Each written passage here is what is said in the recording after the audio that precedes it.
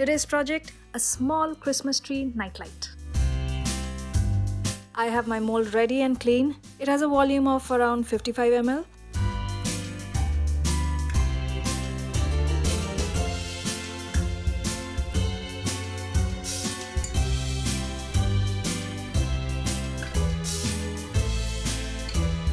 The materials used for this project are listed later in the video and in the description below.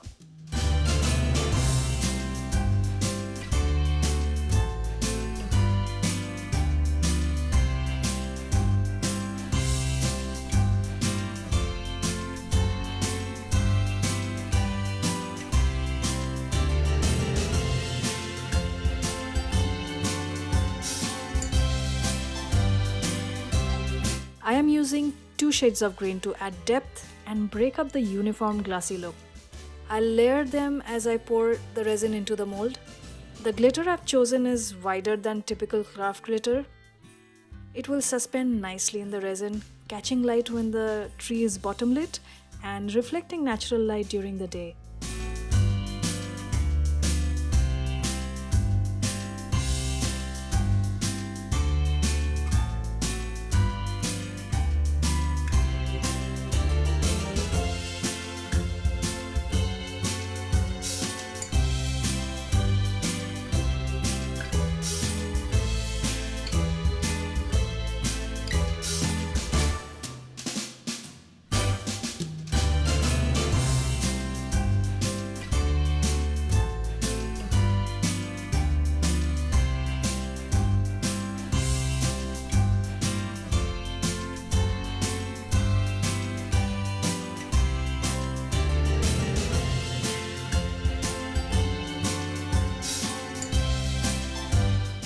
The structure of the mold is such that the bubbles can't come out on their own when they are stuck in the corners.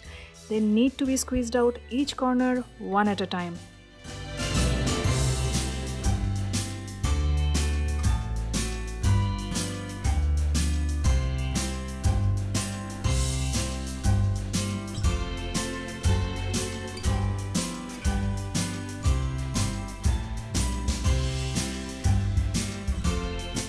The cold weather may trap bubbles in the resin, but I hope they add interest to the final tree by catching and dispersing the light.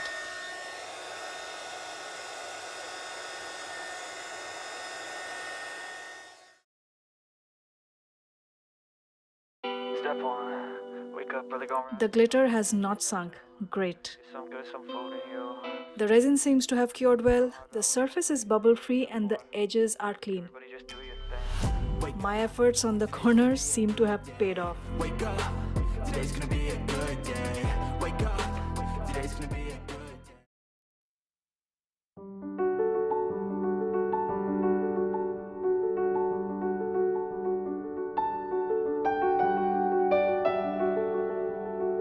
Sorry about the visual. The contrast is too much for my phone camera.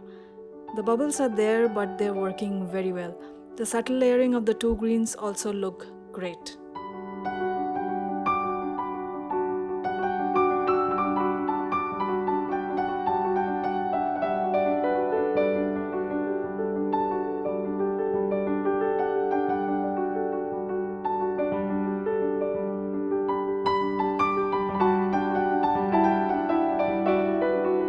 The tree is now ready to be lit up. A quick run through of the materials needed for this project for beginners. A non-stick work surface.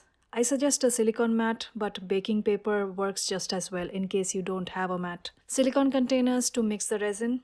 I prefer them to plastic or paper because I can reuse them. Third item, you need stirring sticks. They should have a smooth finish for better results. A silicone Christmas tree mold of your choice. Measure the volume of your mold before you start your project so that you do not over or under mix the resin. You can do this easily by filling it with water and then pouring it into a measuring cup and then just noting the reading.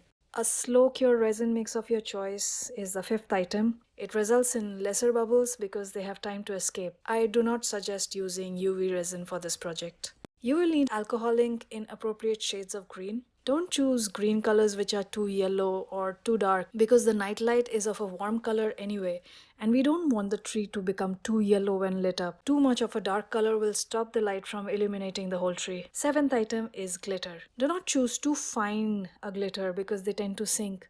Look for varieties which are between 1 to 1.5 mm in width. These will stay suspended in the resin and give you the desired effect. The eighth item is a star for the top of your tree. I have used a nail art embellishment. If you're crafty, you can make this from paper or foil and coat it with resin for effect. You will need a light base. There are many sizes available out there for crafters and DIY enthusiasts. Whatever you choose, make sure that the light base is less than the base of the tree. 10th item is UV resin or glue to attach the star to the tip of the trees. The 11th item is the most important. You need a suitable, well-ventilated, dust-free environment where you will work, and you must have the recommended protective gear. Read the working and safety instructions which come with the resin from the manufacturer. Keep wipes handy to remove excess resin, clean bottle mouths, and deal with unexpected spills. The last item is a heat gun or a lighter to burst surface bubbles. My tree is lit, and doesn't it look lovely? Thank you so much for watching. Happy holidays and have a wonderful day.